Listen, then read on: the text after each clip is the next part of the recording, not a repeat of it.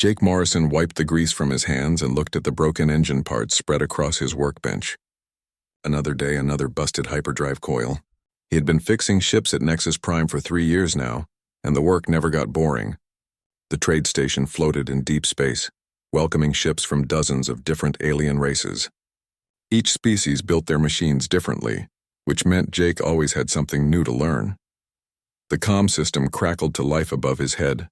All available repair crews to the main dock. Emergency rescue mission. Repeat, all available repair crews to the main dock. Jake dropped his tools and ran toward the central hub of the station. His boots clanged against the metal floors as he passed through the curved corridors. Other mechanics and engineers were heading the same way, their faces serious. Emergency calls usually meant someone was in real trouble out in the void.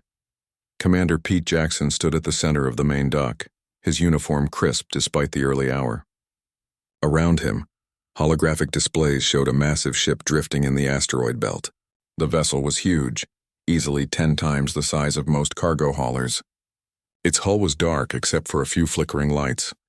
"We got a distress signal 20 minutes ago," Jackson said to the gathering crowd.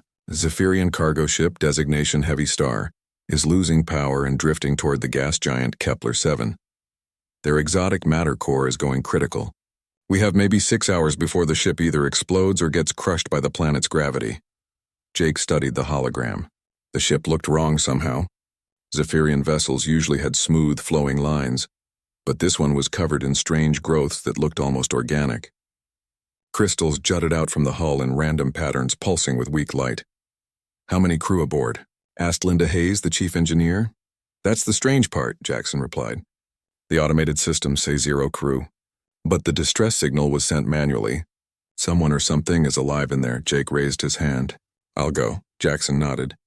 "Good, we need volunteers for this one. The ship's layout doesn't match any Zephyrian design in our database. It could be dangerous." 3 other engineers stepped forward.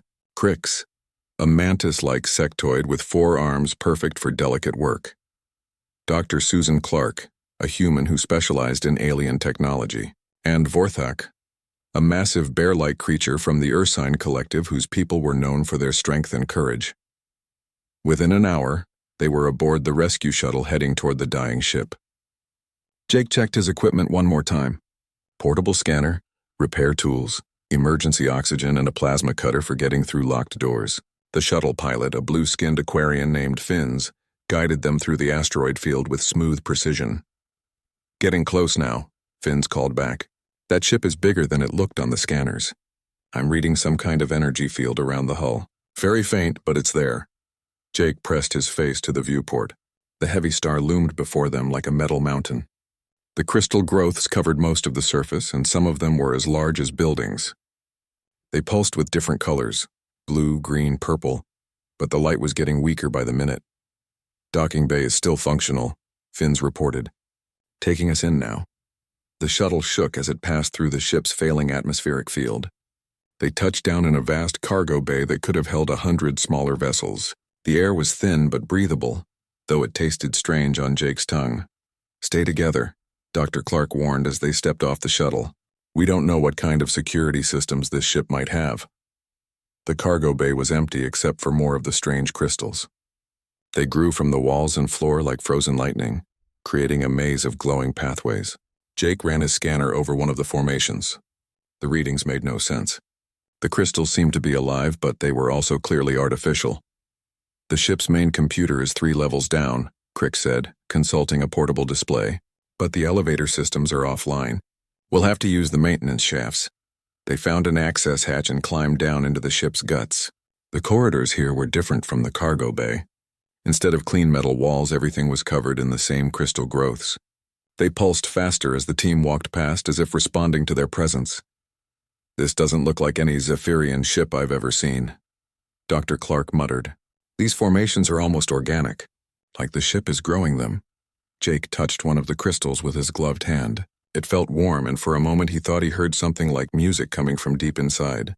But when he pulled his hand away, the sound stopped. They reached the first junction and had to split up to cover more ground. Crix and Dr. Clark went toward the engine room while Vorthak headed for the bridge. Jake decided to check the lower cargo holds where his scanner was picking up some kind of energy signature. The deeper he went into the ship, the stranger things became. The crystals grew larger and brighter, forming complex patterns on the walls. Some of them looked almost like writing, but in no language Jake had ever seen. The air hummed with electricity, making the hair on his arms stand up. He found a heavy door marked with symbols that hurt to look at directly. His plasma cutter made quick work of the lock, and the door slid open with a sound like breaking glass. Beyond was another corridor, this one leading down into darkness. Jake activated his helmet light and started walking.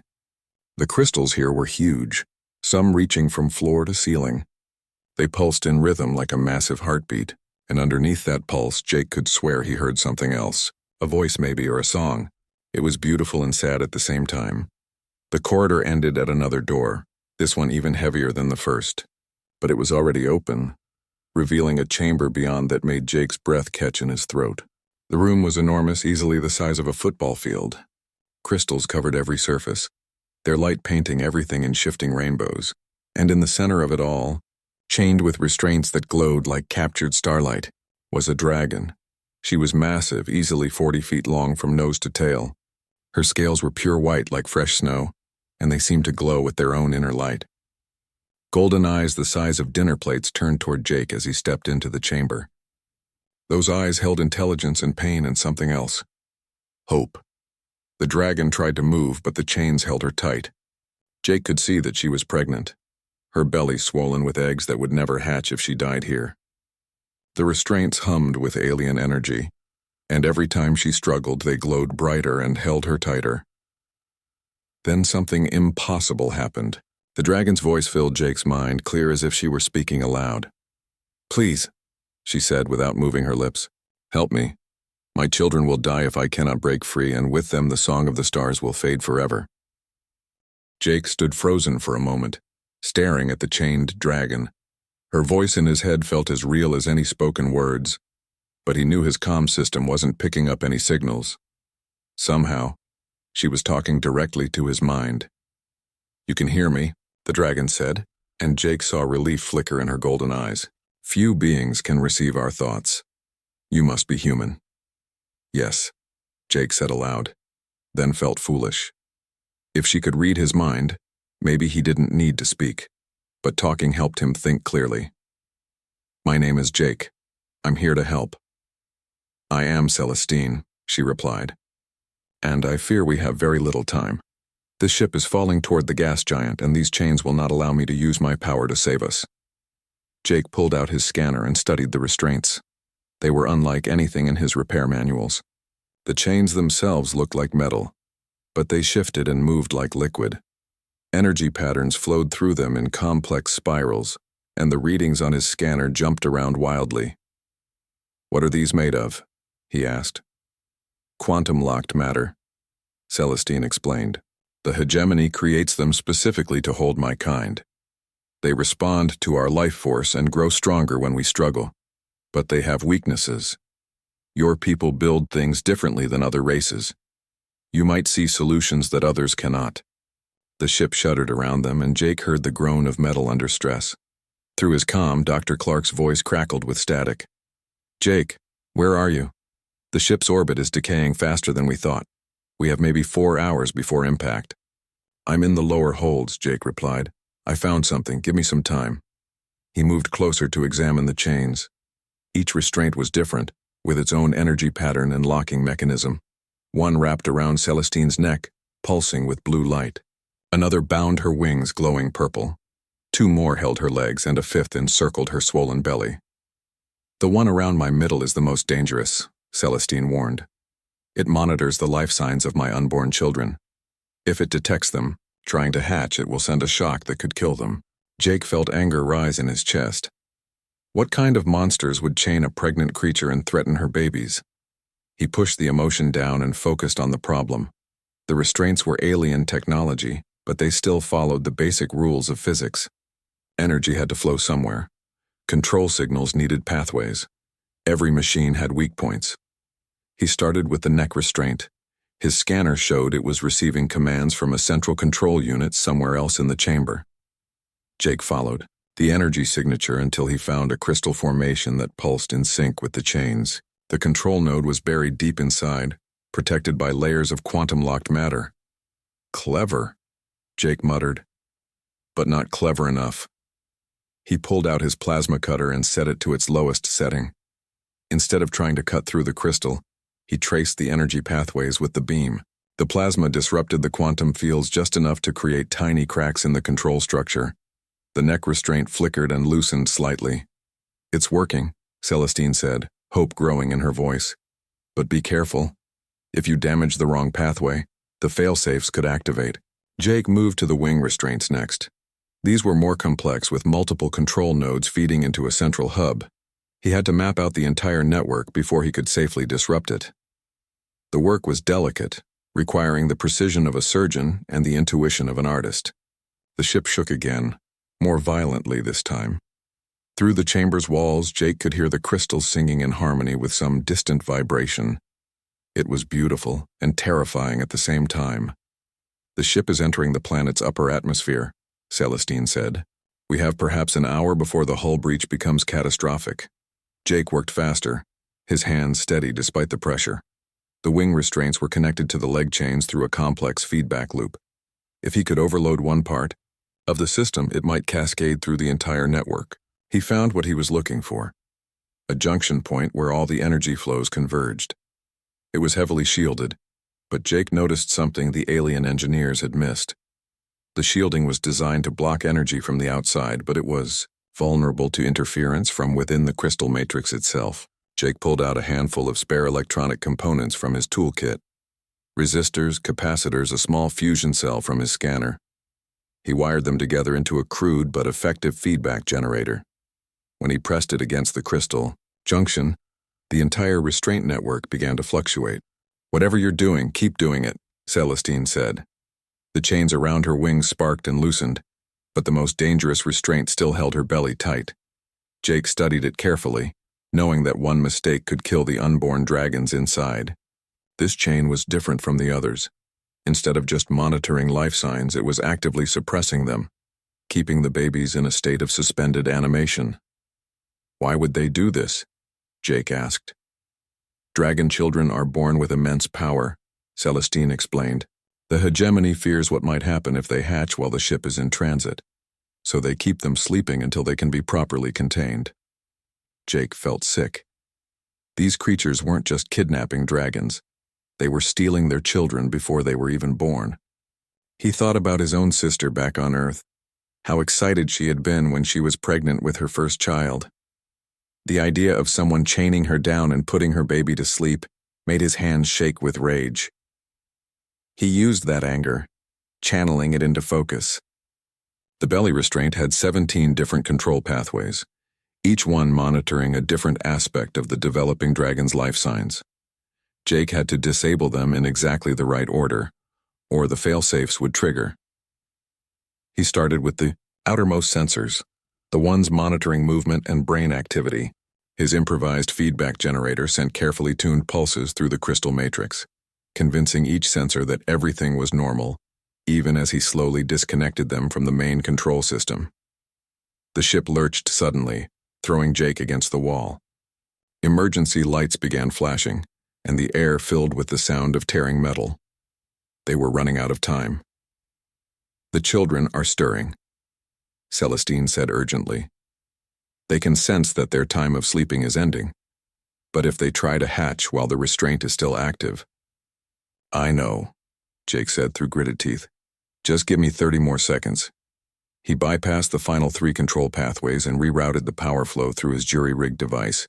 The belly restraint flickered, sparked, and finally went dark. At the same moment, Jake felt something wonderful happen. The chamber filled with a sound like singing, but it came from inside Celestine herself. "My children," she whispered. "They're waking up." Jake quickly moved to finish dismantling the remaining restraints. With the central control system compromised, the chains fell away one by one. As the last restraint clattered to the floor, Celestine stretched her magnificent wings and rose to her full height. The ship shuddered violently, and Jake heard the unmistakable sound of atmosphere rushing out through a hull breach. They were falling into the gas giant's crushing embrace, and even a dragon might not be able to save them now. But Celestine smiled, showing teeth like polished ivory. You freed us just in time, Jake Morrison. Now let me show you what dragons can do when we are not bound by alien chains. She wrapped her massive wings around Jake, and the world exploded into light. Jake felt like he was floating in warm honey. Light surrounded him. Not the harsh white of emergency systems, but something soft and golden that seemed to come from everywhere at once. Through the glow, he could hear Celestine's voice, but now it was different. Instead of words in his mind, it was pure music, a song that made his bones vibrate in harmony. The sensation lasted only moments before reality crashed back. Jake found himself still in the crystal chamber, but everything had changed. The walls around them glowed with new light, and the ship's violent shaking had stopped. Through the transparent sections of the hull, Jake could see they were surrounded by a bubble of energy that sparkled like captured starlight. "What did you do?" he asked, his voice barely a whisper. "I remembered who I am," Celestine replied. "Dragons are not just large creatures with wings, Jake Morrison. We are the children of space itself, born from the first songs that shaped reality. When the aliens chained me, they severed my connection to the cosmic symphony. You gave it back to me." Jake looked around the chamber and saw that the crystals were changing. What had seemed like alien growths before now revealed their true nature. They were dragon scales, grown over decades of captivity as Celestine's power leaked out and crystallized around her prison. Each one held a fragment of her song, waiting for the moment when she could reclaim them. The ship shuddered, but not from falling. Something else was happening to Celestine. She pressed her front claws against her swollen belly and made a sound like wind chimes in a gentle breeze. "The children," she said. "They come now. The freedom song has awakened them fully." Jake realized what was happening and felt panic rise in his throat. "Here, now? I don't know anything about delivering baby dragons." "You know enough," Celestine assured him. "You freed us when no one else could. You can help them into this world." The ship's remaining systems flickered and died as the first contraction hit Celestine. Jake's emergency training kicked in, the same courses he had taken in case of medical emergencies on remote repair jobs. Birth was birth, whether human or alien. He positioned himself where Celestine directed and tried to stay calm. The first egg emerged 30 minutes later. It was the size of a basketball, its shell a deep blue color that seemed to shift and flow like liquid. The moment it touched the chamber floor, cracks appeared across its surface and a tiny dragon head pushed through. Jake watched in amazement as the hatchling freed itself from the shell. It was perfect in miniature, with scales that gleamed silver blue and eyes like captured lightning. But what struck him most was the sound it made. Even as a newborn, barely the size of a house cat, it sang. The melody was simple but beautiful, adding its voice to the cosmic harmony that filled the chamber. "The first of three," Celestine said, exhaustion and joy mixing in her mental voice. A singer of storms like his father was. The second egg came faster, its shell a deep green that reminded Jake of forest depths. This hatchling was different from the first, more cautious as it broke free. Its scales seemed to shimmer and fade, making it hard to focus on directly. When it moved, Jake had the strange sensation that it was stepping between moments, occupying spaces that existed between seconds. "A walker of hidden paths," Celestine explained. "She will learn to step through the cracks in reality itself." The third egg took the longest to arrive, and Jake began to worry. Celestine's breathing had become labored, and even her immense strength was being tested by the birthing process. When the final egg finally emerged, its shell was pure white, so brilliant it almost hurt to look at directly. The hatchling that broke free was smaller than its siblings, but Jake could sense something different about it immediately. While the other two had added their voices to the cosmic song, this one seemed to be listening to something else entirely. Its white scales pulsed with soft light, and its eyes held depths that reminded Jake of looking into deep space. "The youngest," Celestine said, and Jake heard wonder in her thoughts, a hearer of the silent songs, the music that exists between the notes of creation. "I have not seen such a gift in 1,000 years." Jake helped Celestine clean and tend to her children, marveling at how quickly they grew. Within hours they had doubled in size and were beginning to explore the chamber. The first hatchling, which Celestine named Storm, had learned to hover above the ground on tiny wings. The second, called Shadow, kept disappearing and reappearing in different parts of the chamber, much to her siblings' delight. The youngest, Pure Song, remained close to its mother, humming melodies that made the crystallized scales on the walls ring in response. Jake's comm system crackled to life, startling him. He had forgotten about the rescue team. Jake, respond immediately. Dr. Clark's voice was tight with worry. Our scanners show your location surrounded by some kind of energy field. We can't get through to you. Jake keyed his comm. I'm alive and safe. But we have a situation down here. I found what was sending the distress signal. The ship's hull is coming apart. Crix's voice joined the conversation. We need to evacuate immediately. The gas giant's gravity is pulling us down. Jake looked at Celestine. Can you get us out of here? We cannot leave in the ship, she replied. But I can protect you during evacuation. My children's birth has restored more of my power than I dared hope. She turned to address the newborn dragons, her mental voice including Jake in the family conversation. Little ones, we must leave this place. Jake Morrison saved our lives and now we will save his.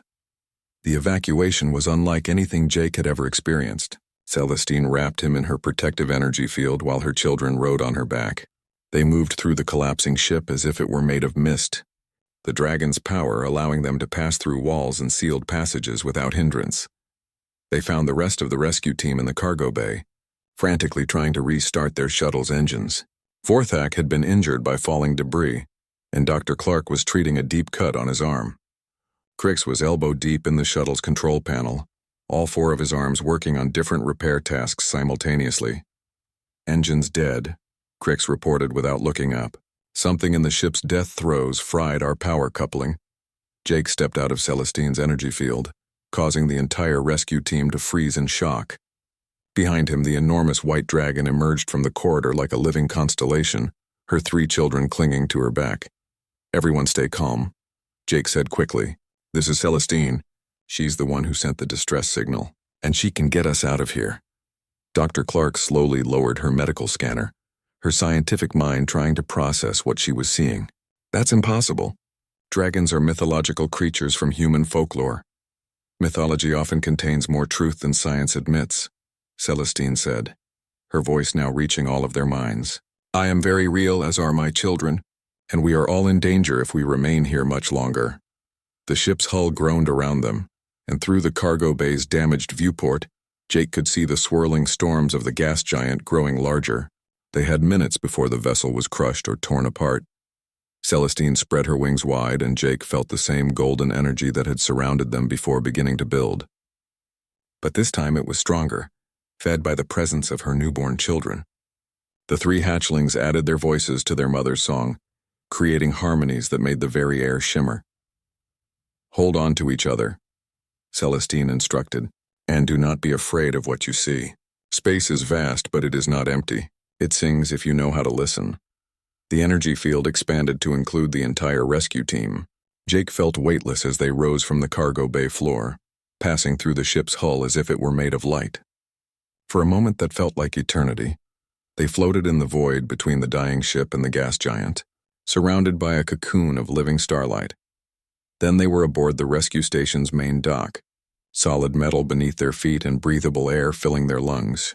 Behind them, the heavy star finally succumbed to the gas giant's pull, its hull cracking open like an egg and spilling crystallized dragon scales into the cosmic wind. Jake looked around at his teammates, all of them staring at Celestine and her children with expressions of wonder and disbelief. He realized that everything had changed. The galaxy would never be the same once word spread that dragons were real, and that a human mechanic had helped free them from an ancient enemy. But that was a problem for tomorrow. Tonight, 3 new voices had joined the cosmic symphony, and the stars themselves seemed to pulse a little brighter in celebration. The response to their call came faster than Jake had dared hope. Within hours, dragons began arriving from every corner of the galaxy. They came alone and in small groups, emerging from hyperspace with songs that made the void itself ring like a bell. Jake watched through the station's viewports as creatures of legend took their places around Nexus Prime. There was Thunderwing, an ancient red dragon whose scales crackled with barely contained lightning. Starweaver, whose blue hide seemed to contain entire nebulae. The twin sisters Void and Light, one black as space between galaxies, the other white as a newborn star. Dozens of others, each unique, each carrying centuries of hidden pain and suppressed power. But the hegemony was not idle. Their fleet had grown to over 100 ships, forming a perfect sphere around the gathering dragons. As Jake watched, space began to distort around the alien vessels. Reality itself was being prepared for editing. The fundamental laws of physics softened and made malleable. Fascinating. The mechanical voice of the hegemony spoke into every mind. We had not expected the reptiles to gather in such numbers, no matter. Your combined destruction will provide enough life force to complete our reality restructuring project ahead of schedule. Jake stood in the station's command center alongside Commander Jackson and Admiral Kate Sullivan, who had arrived with a small human defense force fleet. The military officers looked grim as they studied the tactical displays. "Our weapons are useless," Admiral Sullivan reported. "They can just decide our missiles don't exist. Projectile weapons, energy beams, even nuclear warheads, they can all be negated with a thought." "What about the dragons?" Commander Jackson asked. "Can they fight these things?" Jake felt Celestine's presence in his mind, along with the growing chorus of dragon voices. "They're not built for war," he explained. "Dragons are gardeners of reality, not warriors. Their power is meant to strengthen and preserve, not destroy." "Then how do we win?" Admiral Sullivan demanded. Jake closed his eyes and listened to the cosmic symphony building around them. Each dragon voice added its own melody to the harmony, creating something greater than the sum of its parts. But there were gaps in the music, places where voices that should have been present were silent forever. "We don't fight them," Jake said slowly. "We outsing them." Through the station's hull, Jake could feel the hegemony beginning their reality assault. Space near the Human Defense Force ships suddenly developed different laws of physics. Fusion reactors became unstable as the nuclear force weakened. Hull plating turned brittle as molecular bonds were redefined. One by one, the human vessels went dark. But the dragons sang louder, their combined voices pushing back against the chaos. Where their harmony was strongest, reality snapped back to its proper configuration. The failing human ships suddenly blazed with renewed power as their engines remembered how to work. "Impossible," the hegemony voice snarled. "The song grows stronger. How do the reptiles overcome the decay of their species?" Jake felt Celestine's amusement in his mind. "They have forgotten about you, Jake Morrison. The hegemony does not understand human consciousness. To them, we dragons are the only voices that matter." Jake realized what she meant. The hegemony had spent eons learning to counter dragon songs, but they had never encountered anything like human creativity. When Jake added his voice to the harmony, it didn't just amplify the music, it added chaos and improvisation that their reality editing algorithms couldn't predict or counter. "All human vessels," Jake called over the comm. "I need volunteers. Anyone willing to risk their lives to save the galaxy?" The response was immediate. Hundreds of voices from across the Human Defense Force fleet confirmed their willingness to join the fight. Jake felt a surge of pride in his species. When faced with impossible odds, humans didn't calculate the probability of success. They just did what needed to be done. "Link your communications to mine," Jake instructed. "Listen to the dragon song and add your own voice. Don't try to match their melody. Just sing whatever feels right." What happened next was unlike anything the galaxy had ever witnessed.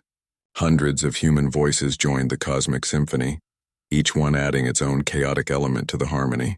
Fighter pilots hummed while dodging reality distortions. Engineers sang work songs while repairing damage that shouldn't have been possible to fix. Even Admiral Sullivan found herself adding a military cadence to the growing music. The effect on the hegemony was immediate and devastating.